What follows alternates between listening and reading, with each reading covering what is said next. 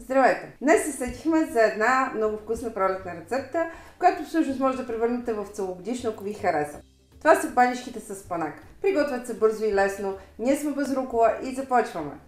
Първо трябва да бланшираме спанака. Сложете вода да заври и добавете една чайна ложичка сол.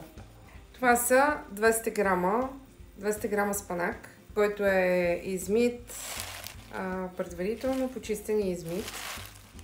И го слагам директно в водата. Само докато омекне, за да не си смени цвета. Дръжте го не повече от минута и половина-две. След това трябва да се изцеди добре с изцедка. След това да приготвим сместа. Сложете едно яйце в купон. Към него добавете 125 мл прясно мляко и 125 мл олио. И разбъркайте добре. Трябва да добавите и една щедра щипка сол. Това е сместа, с която ще мажем нашите кори. Може да го разбиете с четката, може и предварително, но с четката е достатъчно лесно. Отделно от това ще ни трябва и около 100-150 грама натрошено сирене. Тук зависи какво количество искате да бъде сиренето в вашата рецепта. Намачкаме го с една вилица. Вземаме кори с баница. Ще ни трябва 3 кори. Мажем кората с сместа, която направихме. Ако корите са ви много тънки, като моите, може би ще трябва да сложим 4. Сега ще видим като ги натрупаме една върху друга. Върху нея слагаме втора кора и по същия начин. След като намажете корите, трябва да сложите спанака. От това количество ще излязат 2 рула.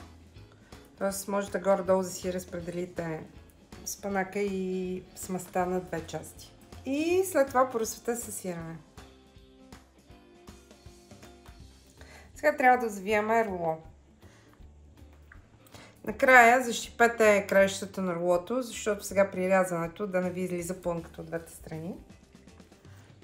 Вземете един остър нож и трябва да нарежете триъгълници. Ето по този начин. За да оформим нашите банички.